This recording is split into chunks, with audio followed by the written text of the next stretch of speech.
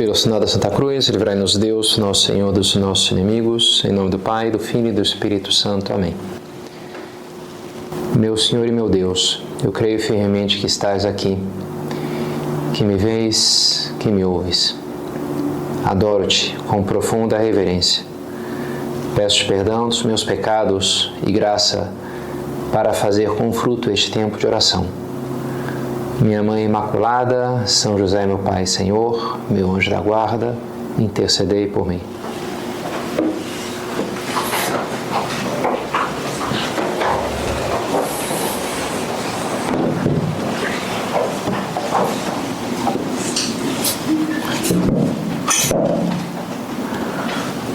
Personagem famoso da Grécia Antiga, chama-se Diógenes. Conta a história, ele teve uma vez um encontro com Alexandre o Grande. Alexandre voltava de uma das suas campanhas gloriosas, triunfantes, e passando ali perto de Atenas, foi atrás de Diógenes para conhecê-lo. Diógenes morava num barril, entre as excentricidades diversas que ele tinha, essa era uma delas. E ele foi ali com o seu super exército, se aproximou daquele barril, ele estava do lado de fora do barril, pegando sol. Você sabe quem eu sou? Eu sou Alexandre. Ah, pois eu sou Diógenes, respondeu, o pensador. Você sabe que eu possuo um império, milhares de homens que se curvam diante de mim? Alexandre conquistou até a Índia, imagina, saindo lá da Macedônia, na Grécia, foi até a Índia, uma coisa absurda, né? Pois eu só tenho esse barril e isso me basta. Agrada-me a sua maneira de ser. Não mentiam os que diziam que você era um homem extraordinário. E para provar que simpatizei contigo, quero só fazer qualquer pedido teu. O que você deseja? Diógenes responde: desejo, Senhor, que se afaste um pouco para não me tapar mais o sol. Assim, se afastando, Alexandre fala para os que lhe acompanham: se não fosse Alexandre, gostaria de ser Diógenes. Um pouco impressionado, né, com aquele homem. Hoje voltamos à nossa série sobre as bem-aventuranças, que quase dá para dizer que começamos, porque hoje vamos falar da primeira das bem-aventuranças. Bem-aventurados os pobres em espírito, porque deles é o reino dos céus. E me parece especialmente oportuna essa bem-aventurança para essa nossa primeira semana do Advento, esse começo do Advento, porque todo Natal nos fala dessa pobreza do Senhor, a qual ele nasce lá em Belém, e ao mesmo tempo é uma época de presentes, de festas, de viagens, em que a gente gasta, tem 13º, beleza, vamos torrar, vamos fazer não sei o quê, né? Então, a importância de para viver espiritualmente a alegria do Natal, do desprendimento dessa pobreza de que nos propõe nosso Senhor. E 3 pontos que dá para a gente pegar desse versículo. Primeiro, a primeira palavra, bem-aventurados ou felizes. Queria primeiro explicar isso daí. Por que são felizes os pobres em espírito? Poderia parecer um contrassenso. Infelizes, o cara não tem dinheiro, uma privação. Como é que vai ser feliz? Então, tentar entender por quê. Qual que é não sei, a vantagem disso, né? Disso que nos propõe Jesus. E por que, por exemplo, a Alexandre fica impressionado, bem impressionado com Diógenes, e nos impressiona também a nós positivamente, penso, né? Essa pobreza, esse desprendimento, para que a gente queira também, deseje e viva depois o desprendimento que o Senhor nos propõe, não só com as suas palavras, mas depois com a sua vida concreta, desde o seu nascimento. Felizes os pobres em espírito. Também é típico dessa época os desejos, supomos, as felicitações, que até chama assim, felicitação, Feliz Natal, Feliz Ano Novo. A gente deseja sobretudo isso, né? Que as pessoas tenham um tempo feliz, uma festa feliz, depois um ano feliz. E talvez a musiquinha mais típica no Brasil de mudança de ano, seja aquela adeus ano velho, feliz ano novo, tudo se realiza no ano que vai nascer, muito dinheiro no bolso, saúde para dar e vender. Tinha uma propaganda que ficava como que o disco riscado, muito dinheiro no bolso, muito dinheiro no bolso, muito dinheiro no bolso. Olha, que o importante ter dinheiro, e aí saúde também em segundo lugar, mas o resto depois a gente já vê, né? Até a saúde de alguma maneira vem com dinheiro, então é importante ter dinheiro no bolso. Será que é mesmo, né? Porque, não sei, é até interessante. Talvez você já tenha se deparado a várias pesquisas que, por exemplo, mostram que, até estatisticamente, as pessoas mais ricas, em geral, não são as mais felizes. Muito dinheiro no bolso, em geral, não leva a um ano feliz, a uma vida feliz. Não é o que a gente vê na prática. Mas pelo contrário, né? E é o que nosso Senhor nos propõe aqui. Claro que a riqueza não é algo ruim, não é algo do demônio, dinheiro do demônio, sei lá, nesse livro desse negócio. Não. Os bens materiais foram criados por Deus, são coisas boas. E é bom receber presentes, comprar coisas, nos dá uma satisfação, uma alegria, não há dúvida, né? Mas também é verdade que isso é pouco. É uma parcela da vida? É, mas uma parcela pequena para a gente deixar o nosso coração grudar nisso. Santo Tomás dizia, acho que eu citava numa meditação que não foi muito, né, que eu dei sobre o desprendimento, os bens materiais, os bens dessa terra nos cansam quando os possuímos. E assim, tanto para uma criancinha que ganhou lá o bonequinho do He-Man dela, na minha época era o bonequinho que a gente ganhava, né, a boneca de não sei o quê, e aí depois brinca ali, sei lá, um mês e, sei lá, enjoa, deixa ali num canto, nunca mais aquilo lhe chama atenção. E quem fala um bonequinho do He-Man, sei lá, mas fala um carro, fala um celular novo, fala um computador, a princípio é legal, mas depois, sei, né, cansa. Por muito assim chamativo, deslumbrante que possa ser no primeiro momento, isso não demora tipicamente a perder um pouco esse encantamento com os bens materiais. É assim, recentemente lia sobre isso, né, esse vício que até algumas pessoas têm desenvolvido das encomendas. Eu tenho organizado um Natal ali dos padres, então tem que comprar vários presentes, então volta e meia chega ali um pacote com o meu nome e dá uma satisfaçãozinha, né? Legal, um pacote, abrir o pacote, né? Uau, que legal, não é presente para mim, nem vou abrir o pacote na verdade, né? Mas dá uma coisa, pô, legal, chegou uma coisa para mim, né? Uma coisa assim. E lia de uma mulher que estava tão viciada nisso que ela comprava e devolvia em seguida, só pelo prazerzinho de receber. E aí comprava lá uma caneta e depois devolvia, chegou, e depois devolvia, só porque tinha uma dopamina ali, sei lá, são coisas assim, pessoas viciadas, né, numa coisa que, cara, não faz sentido isso, né, como as drogas, a pessoa começa a dar cada vez doses maiores, já entra num processo absurdo de autodestruição, que não leva a lugar nenhum, né. Também citava nessa outra meditação, São João Clímaco, ao mar não faltam nunca as ondas, nem ao avaro a ira e a tristeza. Junto com a avareza vem a tristeza, porque a pessoa colocou o coração nela em algo que não é capaz realmente de lhe satisfazer. E além do mais, são coisas, a tristeza e a ira, a pessoa fica nervosa, porque essas coisas podem ser tiradas. O ladrão rouba e a traça corrói. Já nos alerta nosso Senhor, eu tenho isso aqui, eu posso perder amanhã, não é um investimento seguro, garantido.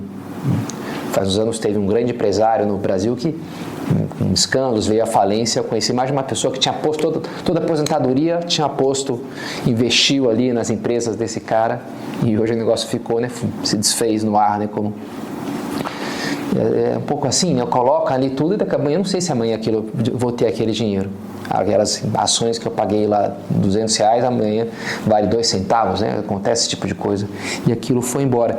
Então, se a gente põe o nosso coração nas coisas dessa terra, sempre vai ter algo dessa aflição. Comprei um super carro, alguém pode arriscar, alguém pode roubar, alguém minha casa deu um problema. É assim, não é verdade? A paz, a tranquilidade vem quando a gente tem o nosso coração em Deus. Os pobres em espírito. Bonito esse conceito do Novo Antigo Testamento, dos Anauim, os pobres de Javé, os Anauim. E são modelos, assim, pessoas que realmente, um pouco essa ideia do Diógenes, lembra um pouco isso daí, nesse, sei lá, não estou muito aí. Alexandre super preocupado ali com seus cidades e exércitos e ataques. Diógenes não tinha nenhuma dessas coisas, né? Tinha o seu barrilzinho ali, beleza, e ninguém queria roubar o seu barril, nem ia perder ele tão facilmente assim. E sobretudo, né, na Sagrada Escritura é isso, meu apoio é Deus. Então, estou tranquilo, eu tenho uma liberdade completamente diferente, uma paz muito mais profunda. Porque eu não confio no meu braço poderoso, nos meus exércitos fortes. Confio em Deus. Eu sei, eu sei em quem acreditei. É um apoio sólido, é um apoio seguro. Tantas vezes Deus fala para os patriarcas do Antigo Testamento, eu estarei contigo. Eu vou estar contigo. Fala para Moisés, fala para Abraão, Isaac, fala para todo mundo, os vários profetas. Não tenhas medo, eu vou estar contigo. Não é que ele promete dar uma grana, um cartão de crédito. Não, eu sou a tua segurança. E pede para Abraão, por isso que seja nômade, então vai lá. Ele confia em Deus. E as coisas dão certo, né? Porque confia no Senhor. Recentemente achei interessante essa história da Madre Angélica, fundadora da EWTN, uma cadeia católica do mundo, uma cadeia de televisão americana, e que a Conferência Episcopal tinha tentado várias vezes fazer um canal de televisão católico com bastante dinheiro e tinha fracassado, né? E veio aquela freirinha lá, sem nenhum dinheiro, sem nenhum recurso, do nada sentiu que Deus lhe pedia, se lançou, não tinha, e a coisa foi acontecendo de uma maneira completamente milagrosa, assim. É muito interessante a história, como as coisas vão acontecendo. Fala lá, vai pedir o dinheiro, vai lá advogado, mas a senhora tem que vir, não, mas eu vou ficar aqui rezando, e as coisas acontecem meio na louca e dá certo. É muito interessante, né? A eficácia de quem só põe o seu apoio em Deus. Não tem mais apoios humanos do que o Senhor. Várias vezes ouvi de pais e mães que às vezes tiveram vários filhos e diziam, quando mais filhos eu tinha que sustentar é quando mais eu ganhei. E quando eu ganhava exatamente o que eu precisava. Depois eles começaram a se independizar, aí caiu o meu rendimento, sei lá, né? A pessoa, quando mais precisava, Deus mais dava. Aquela coisa que cada filho traz um pedaço de pão debaixo do braço, né? Um cobertor, sempre vem uma criança nova, Deus vai dar um jeito de cobrir aqui o rombo que aparentemente poderia surgir. Deus provê, se a gente se apoia nele, se a gente confia nele. Então, a segurança, a liberdade de quem pôs a sua confiança num apoio seguro. Felizes os pobres em espírito. O segundo ponto, em que essa bem-aventurança comenta aqui, não é os pobres em geral que fala Jesus. É os ptokai to pneumati, pneuma, o espírito, os pobres em espírito, os pobres no espírito. Então nos faz pensar que é uma batalha não tanto exterior quanto interior. Não é o tanto se eu uso ou não uso as coisas, mas o como eu uso elas. Daqueles que usam deste mundo, de São Paulo, vivam como se dele não usassem, porque a figura deste mundo passa. É até impossível não usar nenhum bem material, não dormir em nenhum lugar, não usar nenhuma roupa, não comer nada. A gente precisa das coisas. Não se trata disso, de eu não vou fazer, não ter nada. Não. Mas o como, se eu ponho ali o meu coração ou não. Se eu mantenho esse desprendimento e destacamento interior das coisas. Essa pobreza em espírito. Que é uma coisa boa. Às vezes as pessoas entendem mal, já vi. O meu cunhado é um cara que não tem espírito de religião, tem uma pobreza de espírito. Eu já vi isso. Não é nesse sentido que fala Jesus, né? Negativo, um pobre de espírito, não tem valor espiritual. Ele fala no sentido positivo, de estar desprendido. Posso ter materialmente várias coisas a meu dispor, mas ao mesmo tempo não está nelas o meu coração.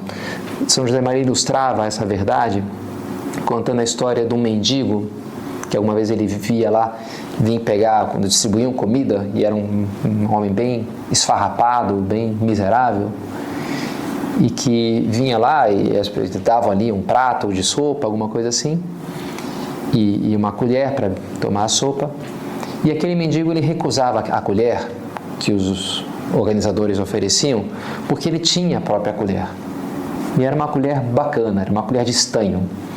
E São José Maria relata a cena, como ele tirava ali do meio das suas coisas ali, aquela colher que ele olhava assim, ia comer num lugar separado para que os outros não cobiçassem, né, o seu tesouro, e aí ele comia olhando para a colher e dava umas lambidas para limpar, e aí guardava bem protegido, porque ninguém vai roubar, né, o meu tesourinho aqui, né, meu tesouro precioso, né, um pouco Gollum, né, meu precioso, né, meu anel. E ele dizia, olha, aquele homem não tinha nada de comentar São José Maria, mas ele estava pegado àquela colher, ele estava toda pinta, né? Que aquele negócio, se roubassem, e não conseguia dormir, talvez, porque alguém vai roubar a minha colher, né? E ele falava, olha, eu conheci, em concreto, uma mulher, que era lá, nobreza espanhola, que tinha uma grande mansão, e, no entanto, ela não gastava consigo nada, assim, era super generosa, e com a igreja, com as pessoas que trabalhavam com ela, todo mundo à sua volta. E dava um exemplo de uma pessoa que tinha materialmente a seu dispor muitos bens, e ao mesmo tempo conservava. E eu ia lá pedir para preciso um cálice, eu pegava suas joias lá e me dava para eu pôr no cálice, umas coisas assim, atitudes muito generosas, muito de magnanimidade, assim, né? De entregar aquilo com agilidade. Disso se trata, essa batalha interior. E é interessante, né, que Jesus fala aos pobres em espírito. O espírito tem a ver isso com a nossa identidade. Eu queria trazer umas reflexões sobre isso, né? O que está em jogo, no fundo, é a nossa alma aqui. A nossa alma. Jesus nos promete, nos fala bastante da vida eterna, sobretudo no Evangelho de São João, fala, né, que ele come terá a vida eterna. E não como algo que necessariamente eu vou ter. O que é esse conceito de vida eterna? Não é quem morre e passa para essa. Não necessariamente eu vou ter a vida eterna. E eu tenho que conquistar ou recebê-la de Deus para que eu a tenha. Inclusive o Apocalipse fala dessa segunda morte. Dos condenados, eles não têm a vida eterna, eles experimentam a segunda morte. Eles morrem espiritualmente também. Eles parecem compartilhar esse destino do mundo, que fala São Paulo, aquele que usa, que vive desse mundo, use como se dele não usasse, porque a figura desse mundo passa. A alma que gruda nas coisas, ela passa em certo sentido. Ela perde a vida. Esse mundo com o qual eu acabo me identificando, se ele vai embora, eu vou embora com ele também. A segunda morte. Uma vez estava correndo com um padre amigo meu e ele estava voltando na estrada e tinha que correr ali na minha frente, lá atrás. Aí fui reparando, concreto olhando no tênis dele, até corre maratona de vez em quando, um grande corredor. Aí comecei a pensar bem a marca do tênis e como algumas pessoas constroem uma identidade a partir da marca, né, das roupas, das coisas que usam. Bem, a minha roupa em concreto fala algo sobre a minha identidade, né? Mas muitas vezes, né, o cara o que a pessoa é. Não, a roupa que ela usa indica o que ela é, o carro que eu tenho, o lugar onde eu moro, quem que eu sou. Eu sou aquilo que eu tenho. Às vezes algumas pessoas constroem, entendem a sua identidade a partir daí. Eu falei, uma bobagem. Não faz o menor sentido pensar assim, mas a gente tem algo disso. O que dá a minha identidade, as minhas ideias? Olha, já um pouco mais profundo. O que eu penso, né? Eu concordo com isso, eu sou politicamente assim, acredito nessa religião, já é uma identidade mais profunda. Mas eu pensava, a minha conclusão foi, mais do que eu tenho, ou do que eu penso, até do que eu faço, a minha identidade está no que eu amo. Me parece que essa é a resposta mais profunda, no que constrói a minha identidade, são as coisas que eu amo. Santo Agostinho fala, cada um é o que é o seu amor. São João de Ávila, são citações que eu faço com frequência, diz assim São João de Ávila, a alma do santo vive mais na outra vida do que nesta, porque a alma vive mais onde ama do que onde anima. A alma está mais no objeto do meu amor do que no próprio corpo que ela anima. A alma anima o corpo, mas ela está mais onde ama do que onde anima. Onde está o teu tesouro, aí está o teu coração. O nosso coração ele vai para as coisas que a gente ama. E ele se derrama sobre elas. Coração, espírito são dois conceitos próximos, se referem à nossa identidade mais profunda. Só que o coração talvez diz mais respeito àquilo que a gente ama. E o espírito diz mais respeito à nossa identidade, aquilo que eu sou. Portanto, nessa dinâmica de onde eu ponho meu coração, onde eu estabeleço o que é o meu tesouro, o que é precioso para mim, no fundo está em jogo aí, vai junto com ele a minha alma, o meu espírito, a minha identidade, a minha vida. O que eu sou. Por isso é tão importante essa luta pelo desprendimento. É um mecanismo muito usado na propaganda, esse de associar um estilo de vida a um produto. Aquele marca de cigarro, o cowboy, o tal marca de tênis, aquele jogador de futebol, de basquete, né? Então eu entendo que comprando aquele produto, usando aquilo, eu construo a minha identidade, eu reforço essa ideia da identidade a partir das coisas que nós temos. E seria uma pena que a gente entrasse nessa, porque a gente se identificaria com coisas, com aquilo que passa, com aquilo que não sobrevive à morte. Uma vez, me lembro numa rodovia de São Paulo, levei uma fechada né, num outro carro, e tinha uma peculiaridade que era um carro caindo aos pedaços, um carro bem detonado assim, né, bem velhinho, todo enferrujado, não lembro bem, mas a impressão. E fiquei com raiva na hora, reagi. Pô, como é que esse cara, ainda mais com essa droga desse carro, um pouco assim, né? Me veio assim um juízo duro, né? Mas depois eu pensei, cara, tudo bem, a pessoa não foi prudente na direção, digamos assim. Mas o carro dele não muda nada, né? Se a pessoa, o fato de eu estar dirigindo um carro melhor do que o dele, não faz com que seja melhor do que ele. O que eu estou julgando o cara pelo carro que ele está dirigindo, né? Quem sabe é um pai de família, batalhador muito mais santo do que eu, e eu estou me achando superior porque estou com um carro melhor, que coisa absurda. Me fez perceber o absurdo daquilo, né? Eu não sei, parece bom que a gente esteja atento a esse tipo de pensamento, porque às vezes entra, sabe? E a gente está se deixando levar por esse mecanismo ruim de construir a identidade a partir das coisas.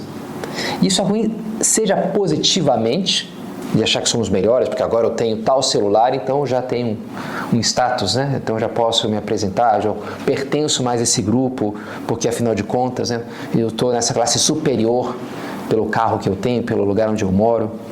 Não faz sentido, nem positivamente, nem negativamente.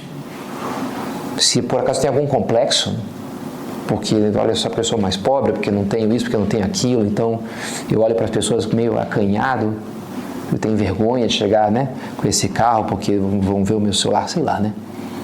Não faz o menor sentido, né? Nem achar que eu sou melhor porque tenho coisas mais caras, nem achar que eu sou pior porque tenho coisas mais baratas.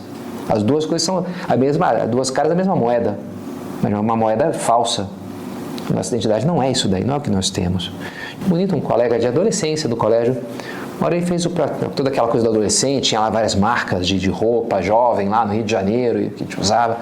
E ele falou, cara, só vou usar camiseta branca lisa, porque eu não quero me deixar manipular. Ele tinha uma ideia meio hippies assim, foi morar no interior do Rio. Mas é um cara que eu sempre admirei muito, assim, pela força das ideias dele, e nesse muito reta, muito certa, né? É isso aí, eu vou ficar deixando, porque tem que usar tal roupa, porque o cara fez uma propaganda lá legal, e agora o cool é usar tal roupa não sei o quê, porque é maneiro, porque, cara, não sou melhor porque usar uma roupa assim ou assada, né?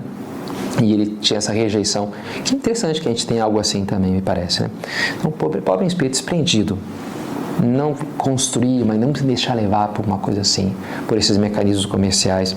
E para terminar, a consequência da bem-aventurança. Felizes os pobres em espírito, porque deles é o reino dos céus.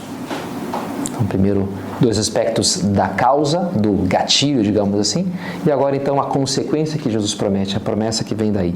Deles é o reino dos céus. Essa vida eterna que a gente falava, que Jesus e várias passagens do Novo Testamento nos indicam, de alguma maneira ela começa já agora. Jesus não fala no futuro. Bem-aventurados os pobres em espírito, porque deles será o reino dos céus. Não, deles é. A vida eterna, essa vida espiritual, começa já agora. Nós podemos estar vivendo ela agora ou não. Em concreto, estamos em estado de graça, na medida que nos santificamos, essa é uma vida que cresce em nós, cada vez mais. E a gente tem então que abrir-se para ela. Santo Agostinho, ele compara a sua conversão a esse acordar do sono, do torpor, da vida que ele levava imersa no pecado, que era essa sonolência, esse sono. E quando ele se converte, ele acorda para uma realidade mais sólida, em certo sentido, no sentido profundo, mais real, inclusive, que é a da vida espiritual. Muito bonito da conversão dele, que ele escuta lá umas crianças brincando, aí interpreta, entra em casa, abre ao acaso a Bíblia e lê a passagem que a gente leu na missa domingo passado, Romanos 13. Já é hora de despertarmos do sono. Deixai-vos de orgias, de bebedeiras e revestivos de Cristo, né, da luz. Interessante, desperta. E agora, cara, vou acordar. Ele já sabia que deveria se converter, mas estava enrolando, porque estava, né, apegado ao seu pecado. Mas naquela hora ele fala, deu, acabou, despertar do sono, chega de ficar nessa vidinha ridícula, quero viver para valer agora. E aí ele começa a viver de fato, né? Abrir-se, acordar para a vida espiritual. Abrir-se para já possuir os bens espirituais, já possuir o reino dos céus. Felizes os pobres em espírito, que deles é o reino dos céus. O Papa comenta, o Papa é todo um exemplo de manifestar essa busca, né, do desprendimento da pobreza, até o próprio nome que ele escolheu, referência a São Francisco, grande ícone no elenco de todos os santos, do amor à pobreza, do amor radical à pobreza, da fecundidade da pobreza. E o Papa, por isso, escolhe o nome de Francisco, né? E comenta essa bem-aventurança: quando o coração se sente rico, fica tão satisfeito de si mesmo que não tem espaço para a palavra de Deus, para amar aos irmãos, nem para gozar das coisas mais importantes da vida. Deste modo, priva-se dos bens maiores. A pessoa se fecha para os bens realmente valiosos, para os bens espirituais, porque ela está tão ali já cega, sei lá, né, típica churrasco que a pessoa, né, comeu ali um montão de linguiça e depois, na hora que vem a picanha, já não sobra muito espaço, né, não tem mais o que fazer, enfim, mau investimento. Mau investimento, sabe? Você ficar ali nas coisas, não, cara, livre dessas coisas, tem coisas muito melhores, né? Vale muito feliz, porque deles é o reino dos céus, que eles têm todo um reino maravilhoso ao seu dispor, que já lhes pertence. Voltando àquela citação de Santo Tomás, que eu queria agora ler mais um detalhe: enquanto os bens sensíveis nos cansam quando os possuímos, aos bens espirituais, ao contrário, os amamos mais quanto mais os possuímos, porque estes não se gastam nem se esgotam e são capazes de produzir em nós uma alegria sempre nova. É como se Deus penetrasse cada vez mais profundamente na nossa vontade, sempre mais, né? Cresce. Não, já cansei. Não, a gente não cansa, né? Do amor de Deus, de meditar as Sagradas Escrituras, da devoção à Eucaristia, do deslumbramento diante de Nossa Senhora, das suas virtudes. São coisas, né, do serviço ao próximo, não cansam isso daí. Pelo contrário, né? Quando a gente vai descobrindo os bens maiores, as virtudes, é um negócio que, nossa, isso aqui, quero mais, né? Quero mais, cada vez melhor. Isso que vale a pena. Bem-aventurados, porque deles é o reino dos céus. São Lucas tem uma versão própria das bem-aventuranças, que é mais curtinha, e tem uma coisa que não tem em São Mateus, que é o que a gente está seguindo, o Sermão na Montanha de São Mateus, que além das bem-aventuranças tem o paralelo dos ais. Bem-aventurados, felizes dos tal, os pobres, mas ai dos ricos. Então tem sempre um contraponto negativo, né? E fala assim sobre o desprendimento: ai dos ricos, ai de vós ricos, porque já tendes a vossa consolação. E é interessante essa palavra aqui, esse conceito, consolação, paráclesis, onde o meu coração encontra descanso. Jesus promete o Espírito Santo: vos enviarei um outro Consolador, um outro Paráclito. O Espírito Santo é também o Pai dos pobres, né? Que não tem talvez bens materiais, mas tem os bens do Espírito, os bens do Espírito Santo, o consolo divino. Então nos faz pensar que, no fundo, é uma escolha que eu tenho que fazer. Ai de vós, porque você já tem uma consolação de vocês. Vocês já buscaram a sua fonte de dopamina, sei lá, né, de serotonina, em tal coisa, né? O ganho é comprando coisa, o meu prazer é tal. E já gastou, já especializei o meu cérebro para aquilo ali, aquilo que vai ser minha fonte de prazer, de satisfação. Ai de vós, você escolheu mal, no fundo está dizendo aqui, né? Já tendes a vossa consolação. Melhor, sabe, muito melhor buscar o consolo de Deus, o consolo do Espírito. Bem-aventurados os pobres, porque eles terão esse consolo, que realmente vale a pena. Comentava, né, acho que na última meditação, sobre esse filme, A Felicidade Não Se Compra, que narra, é um filme muito bonito, um clássico assim, e o drama daquele homem, George Bailey, acho que é o nome dele, que não tem dinheiro, que por isso no final ele está num drama, porque não tem como pagar, e sempre que ele tinha ele ajudava os outros, então se sente meio frustrado. E aí o anjo lá ele mostra, no fundo, a grande riqueza que ele teve, que ele não escolheu de fato comprar coisas para si, investir, mas sempre escolheu ajudar. Então ele abre os olhos, que ele não estava enxergando a grande riqueza que aquilo é, como o carinho que ele tinha naquelas pessoas, que tinha uma gratidão imensa por ele. Então quando ele enxerga aquilo, em si, né, ele vê um Natal feliz, bem-aventurado, porque, bem, pobre pode ser, mas rico de amor, rico do afeto de Deus, das pessoas. O que a gente segura por egoísmo apodrece na nossa mão, em certo sentido. O que a gente entrega, a gente vai encontrar no céu, no jardim do céu florescido, dando fruta abundante. Aquela historinha piedosa do mendigo que passou Jesus e aí pediu ali, Jesus estende a mão, o grande rei estende a mão pedindo, no fundo é Cristo, mas aparece ele como um rei, e o mendigo tira só um grãozinho de arroz e entrega, né? E aquela noite ele encontra nos seus andrajos ali um grãozinho de ouro. E ele se lamenta de não ter entregue tudo, ter entregue só, de generosidade, de entregar só um grãozinho, e aquilo que ele entregou virou ouro. Recebereis o 100 por 1. E porque ele me entregue a mim mesmo, a minha vida toda. Né? Isso aqui vale a pena. Não viver acumulando, guardando, protegendo, mas gastando-nos, doando-nos. E assim é que vale a pena. Assim aí está a verdadeira riqueza que Deus nos reserva, que a vida tem preparada para nós. Ele encheu de bens os indigentes e despediu de mãos vazias os ricos. Nossa Senhora, no seu hino de ação de graças, o Magnífica, fala assim, né? Como Deus fez coisas grandes, os que não tinham nada, ele encheu de bens. E os ricos foram embora de mãos vazias. Ela, especialmente na cena do Natal, é esse exemplo maravilhoso de quem escolheu pôr a sua confiança no Senhor, não nas coisas dessa terra, e não foi defraudada por isso. Então, peçamos ela que nos ajude a aprender também a lição.